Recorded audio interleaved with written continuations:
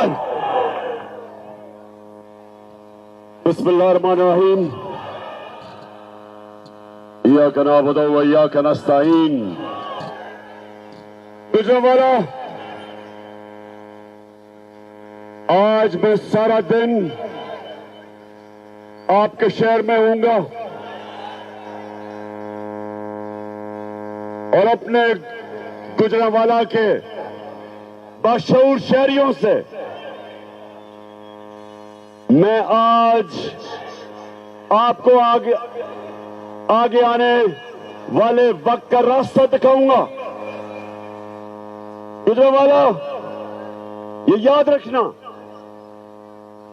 कि जब तक ये कौम हकीकी तौर पे आजाद नहीं होती, उस कौम की कोई दुनिया में हैसियत नहीं होती, दुनिया में इज्जत नहीं होती, उसके पासपोर्ट की दुनिया में कोई कदर नहीं होती। क्योंकि गुलाम कौम ऐसे है, जैसे मौलाना रूमी ने कहा था इंसानों को कि अल्लाह ने जब तुम्हें पर दिए हैं, अल्लाह ने जब तुम्हें परवाज के लिए पर दिए हैं, तो क्यों चूंटियों की तरह जमीन पे रींग रहे हो? जो कौम गुलाम होती है वो कीड़े मकोड़ों की तरह रहती है, उनके हकूक नहीं होते, उनके लोगों की इज्जत नहीं होती। आजम स्वाति जैसे लोग, सेनेटर, उनके ऊपर जुल्म और तशद्दुद होता है। आम आदमी थाने और कचहरी में रुलता है, उसको बुनियादी हुकूक नहीं होते क्योंकि वो गुलाम होते हैं। उनके फैसले बाहर से स्क्रिप्ट मिलती है कि आपने रूस से तेल नहीं लेना क्योंकि सस्ता तेल मिल रहा है हिंदुस्तान को रूस से, लेकिन गुलामों को इजाजत नहीं, पाकिस्तानियों को, कि सस्ता तेल रूस से लेके महंगाई कम करें, क्योंकि गुलाम है। जो हुक्मरान है वो फैसला करने से पहले अमेरिका से एनओसी लेते हैं कि सर हम ये कर सकते हैं, तेल ले सकते हैं या नहीं। तो मैं गुजरांवाला आपके पास आज सारा दिन आपको एक चीज बताऊंगा कि अल्लाह ने हमें कैसे आजाद किया है। जब अल्लाह कहता है, जब अल्लाह के सामने अब दावा करते हैं ला इलाहा इल्लल्लाह, अल्लाह तेरे सिवा किसी के सामने नहीं हम झुकते, ये दावा है आजादी का। और जब फिर हम किसी सुपर पावर के सामने घुटने टेकते हैं, मेरी नजर में ये शिर्क है। जब एक किसी पाकिस्तानी शहरी को तशद्दुद होता है उस पे, जो आजम स्वाति शहबाज गिल पे हुआ, जो अरशद शरीफ को मुल्क छोड़ना पड़ा और कत्ल किया, शहीद किया उसको, क्योंकि वो हक और सच पे खड़ा था। ये गुलामों कौमों में होता है, आजाद कौमों में ये नहीं होता। आजाद कौमों के हकूक होते हैं, शहरियों का अदालतें उनके बुनियादी हुकूक की हिफाजत करती हैं। और दूसरी चीज, गुजरांवाला, मैं वो पाकिस्तानी हूं जिसने अपने मुल्क को टूटते देखा था। ईस्ट पाकिस्तान हमारे से अलहदा हुआ था। मैं ईस्ट पाकिस्तान अंडर 19 का मैच खेलने गया, हमें पता ही नहीं था कि वहां कितना गुस्सा है ईस्ट पाकिस्तान के लोगों को। क्यों गुस्सा था? क्योंकि उनकी जो सबसे बड़ी जमात, जो पाकिस्तान की सबसे बड़ी जमात, वो ईस्ट पाकिस्तान से थी, वो इलेक्शन जीत गए थे। लेकिन ईस्ट पाकिस्तान के लोगों को गुस्सा ये था कि जो उनका हक था, जो मैंडेट था, वो नहीं दिया जा रहा था। क्यों नहीं दिया जा रहा था? क्योंकि यहां एक सियासतदान, उसने साजिश की, अपनी कुर्सी के लिए उसने ईस्ट पाकिस्तान की पार्टी जो इलेक्शन जीत गई थी, उनको हक नहीं दिया कि जो उनका हक था कि जब इलेक्शन जीते तो उनको क़यादत करनी चाहिए थी।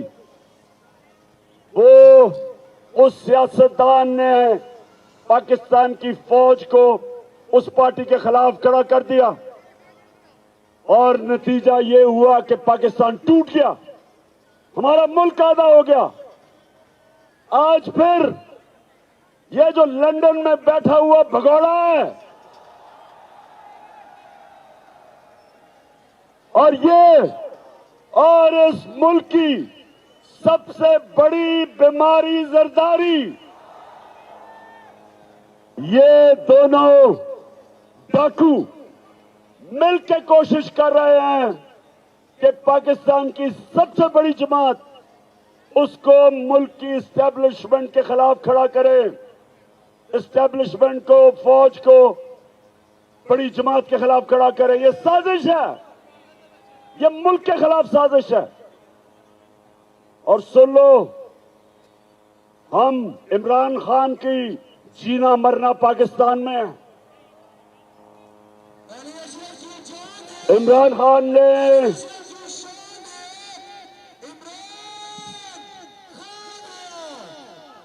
सुन लो गौर से, मेरे ऊपर कोई 30 FIR काट चुके हैं, दहशतगर्दी का केस मेरे ऊपर कर चुके हैं। मेरे ऊपर वो एक इनका शरीफ खानदान का घर का पालतू नौकर, चीफ इलेक्शन कमिश्नर, वो अलहदा मेरे पे केस कर रहा है। उसको तो खैर मैंने अदालत के अंदर लेके जाना है और 10 अरब का हर्जाना करूंगा इस बदनीयत आदमी के खिलाफ। ये सब मिलके, ये सारे मिलके एक इनका मकसद है कि किसी तरह ये चोर ऊपर मुसल्लत हो जाएं और पाकिस्तानी फौज को टाकरा करवाएं। पाकिस्तान की सबसे बड़ी जमात और वाहिद जमात जो एक फेडरल पार्टी है, जो मुल्क को इकट्ठा रख सकती है, इनकी तो खानदानी जमातें सुकड़ के छोटी छोटी जमातें रह गई हैं। ये तो थोड़ी, मैं चैलेंज करता हूं कि जब भी नवाज शरीफ तुम वापस आओ और इलेक्शन लड़ो, मैं चैलेंज करता हूं, तुम्हारे हल्के में जाके तुम्हें हराऊंगा। और जरदारी तुम और तुम्हारा देसी वलैती बेटा जो अंग्रेज की तरह उर्दू बोलता है, बारिश आता है तो पानी आता है, 14 साल में उर्दू नहीं सीख सका। मैं सिंध आ रहा हूं, मुझे जरा इधर से फारिग होने दो। जरदारी, तुम्हारे पीछे मैं सिंध आ रहा हूं, तैयारी कर लो। सिंध के लोगों को सबसे ज्यादा आजादी की जरूरत है, सबसे ज्यादा जुल्म सिंध के लोगों के ऊपर है। तो इंशाअल्लाह हम वो जमात है और मैं वो सियासतदान हूं जिसने मुल्क से बाहर नहीं भागना। मैं नवाज शरीफ नहीं हूं कि हर वक्त जब उसके ऊपर कोई केस होता है, पहले मुशर्रफ के घुटने गोडे पकड़ के NRO लेके बाहर भाग गया, फिर NRO लेके वापस आया, फिर यहां डाके मारे, फिर जब वक्त आया एहतसाब का, फिर इसने अपने रिजल्ट जो इसके मेडिकल रिजल्ट थे उनमें भी धांधली की और उसके बाद बीमार करके फिर बाहर भाग गया।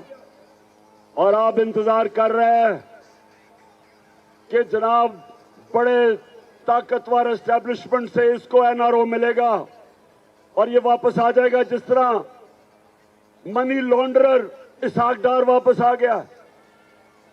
नवाज शरीफ, तुम सब, मैं अपनी सारी कौम को आज कह रहा हूं कि इंशाल्लाह हम सब मिलके डाकू नवाज शरीफ का इस्तकबाल करेंगे और सीधा एयरपोर्ट से तुम्हें अडयाला जेल लेके जाएंगे। और मेरी कौम सुन लो, ये वक्त है अपने आप को हकीकी तौर पे आजाद करना, और आजाद हम करेंगे इंसाफ के जरिए। हम इस मुल्क में कानून की बारादस्ती के लिए जंग लड़ते रहेंगे, इंसाफ के लिए जंग लड़ेंगे, ताकि कानून के सामने सब एक बराबर हो।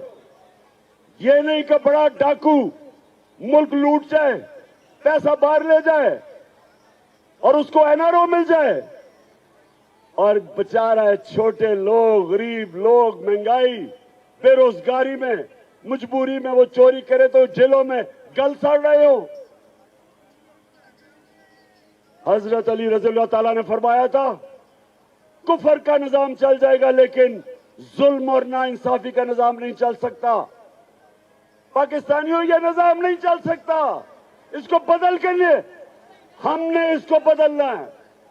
जब कहते हैं कि कौन बचाएगा पाकिस्तान, इमरान खान नहीं बचाएगा, आप बचाएंगे पाकिस्तान को। आप मेरे साथ मिलकर इस मुल्क को आजाद करेंगे। और आजादी, सुन लो, नबी सल्लल्लाहु अलैहि वसल्लम ने मदीना की रियासत में इंसानों को आजाद किया था, सबसे पहले अदल और इंसाफ कायम करके। अदल और इंसाफ इंसानों को आजाद करता है, नहीं तो इंसान चूंटियों की तरह जमीन पर रेंगते हैं। ऊपर परवाज नहीं होती इंसानों की जो गुलाम हो, जिधर इंसाफ ना हो। अल्लाह ने बार बार कुरान में हुक्म किया कि मेरी जमीन पे इंसाफ कायम करो। ये इंसाफ नहीं है कि आजम स्वाति 75 साल के सेनेटर को तशद्दुद करो, जेल में, उसके घर में जाके उसकी पोती और पोतियों के सामने उसको मारो, उसके कपड़े उतारो, उसको जलील करो, उसके ऊपर तशद्दुद करो। आज सारे आजम स्वाति की प्रेस कॉन्फ्रेंस अपने मोबाइल फोन पे देखो, देखो उससे क्या जुल्म हुआ है। और चीफ जस्टिस साहब, मैं पाकिस्तानी कौम के सामने खड़ा होकर आपसे मैं अपील कर रहा हूं, अल्लाह ने आपको बहुत बड़ी जिम्मेदारी दी है। चीफ जस्टिस ऑफ पाकिस्तान का मतलब कि जिम्मेदारी आपकी कि आप आजम स्वाति, शहबाज गिल, जमील फारूकी जैसे लोगों को, आपका काम है इनको इंसाफ देना। केसेस पड़े हुए सुप्रीम कोर्ट में, बुलाए उन लोगों को और कहे कि आजम स्वाति के घर जो कैमरे लगे हुए थे, उन कैमरों में सब पता क्या हो रहा था। क्यों वो एजेंसी के लोग वो कैमरे उतार के ले गए? ऑर्डर दे उनको वापस लेके आए कैमरे, शक्लें पहचाने उन लोगों की। ये सरकारी नौकर नहीं, ये मुजरिम है जिन्होंने उनको मारा, घर में आके पोती और पोतियों के सामने उनको मारा, एक सेनेटर को मारा। और वो क्या कह रहा था? उसकी आजादी राय है, उसके पाकिस्तान का आईन इजाजत देता था। वो कोई मुल्क दुश्मन नहीं था, वो कोई गद्दार नहीं था, वो कोई दहशतगर्द नहीं था। तो मैं चीफ जस्टिस साहब, ये जो हमारी हकीकी आजादी की तहरीक है, हम आपके तरफ और पाकिस्तान की अदलिया की तरफ देख रहे हैं, सारी कौम देख रही है कि आपने इस मुल्क में कानून की बालादस्ती कायम करनी है। अब आपने सब ने मेरे साथ खड़े होकर हल्फ लेना है, आपने सब अपना हाथ उठाना है और ऊंचा मेरे बाद फैसल आगे बोलेगा, अपने सब ने ऊंची आवाज में बात करनी है। जी शुरू करते हैं। बिस्मिल्लाहिर्रहमानिर्रहीम। हम हल्फ उठाते हैं कि हम पाकिस्तान के आइन की हमेशा पासदारी करेंगे।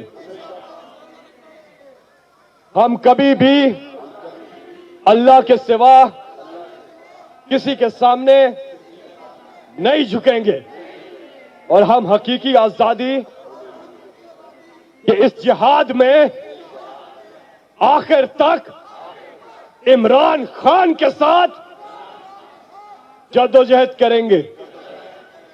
अल्लाह हम सबका हामी और नासिर हो। आमीन। लाजिम है कि हम भी